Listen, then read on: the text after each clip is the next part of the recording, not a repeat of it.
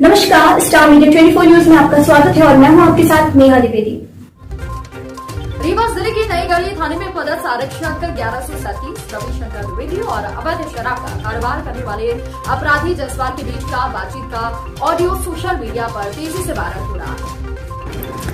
Viral audio में जो बातचीत की गई है उसके अनुसार नई गढ़ी थाने पुलिस और अपराधियों के बीच लंबी सांठगांठ है।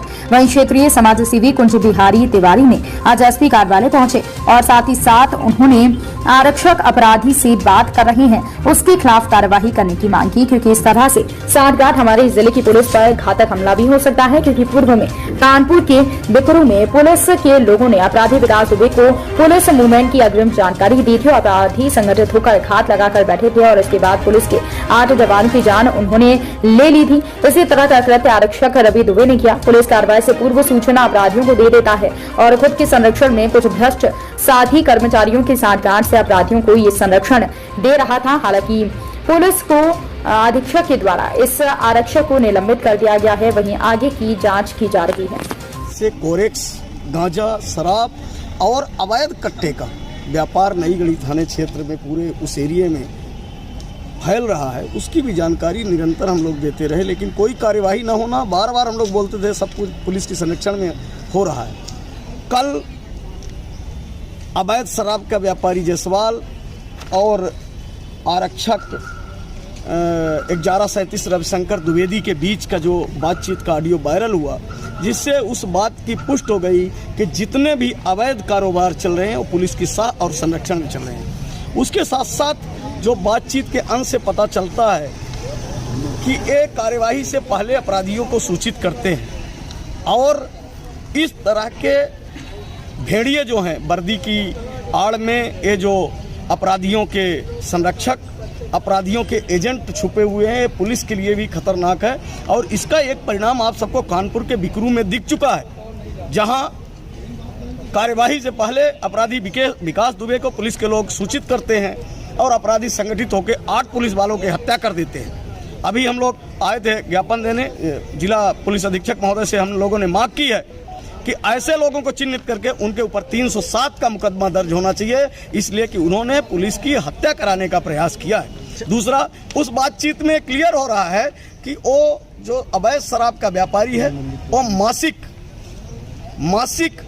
पारितोषिक या मासिक हिस्सेदारी पे वो शराब का व्यापार कर रहा था, लेकिन मासिक देने जितना वो देता था उससे ज़्यादा चाहिए था। और उस खेल में एक खेल बिगड़ा हुआ है। कितने लोग शामिल हैं वो ऑडियो में है। दूसरा, नई गढ़ी थाने में एक पूर्व टीआई थे जो उस दिन लीव पे थे, लेकिन थाने के एक आरक्षक ने किसी फरियादी से बदतमीजी की और वो थाना प्रभारी निलंबित हुए थे। इस घटना में बाकी लोगों पे कार्यवाही आरक्षक के ऊपर तो कार्रवाई हो गई, निलंबित कार्रवाई जैसे ही उसका वायरल हुआ उसी के एसपी साहब ने तुरंत संज्ञान लिया। आरक्षक पे कार्यवाही हुई, लेकिन किसी डकैती की घटना में जितने लोग रहते हैं संगठित अपराध, ये संगठित अपराध थे। इसमें जैसे बातचीत से पता चलता है जितने लोग इसमें शामिल हैं उन सब पे 307 का मुकदमा दर्ज हो और निलंबन नहीं, ऐसे लोग बर्खास्त होने चाहिए, जिससे पूरे प्रदेश में इस तरह के जो वर्दी की आड़ में भेड़िए छुपे हुए हैं, जो अपराध रोकने के लिए सरकार से पैसा ले रहे हैं, जिन्होंने सत्यमेव जयते की शपथ खाई हुई है और इस तरह का कृत्य कर रहे हैं, जब ऐसे लोग बर्खास्त होंगे इनको सजा मिलेगी। बाकी जो इनके भाई हैं, थाने में पदस्थ एक आरक्षक द्वारा एक व्यक्ति से वार्तालाप का ऑडियो सामने आया था और किसी भी जिम्मेदार पुलिस अधिकारी को इस प्रकार का कोई वार्तालाप नहीं करना चाहिए। इस बात को संज्ञान में लेते हुए उनको निलंबित करके लाइन टेस्ट किया गया है। उनकी प्राथमिक जांच अभी एसडीओपी मऊगंज को सौंपी गई है और 7 दिवस में उनको कहा गया है कि प्राथमिक जांच पूर्ण करके दें। उसके पश्चात उसकी विभागीय कार्रवाई, विभागीय जांच प्रारंभ कर दी जाए। थाना प्रभारी को शोकॉज नोटिस जारी किया गया है, प्लस जो प्राथमिक जांच एसडीओपी करेंगे उसमें जो तथ्य निकल कर आएंगे उसमें अगर किसी अन्य की भागीदारी मिलती है उनके खिलाफ भी कार्रवाई।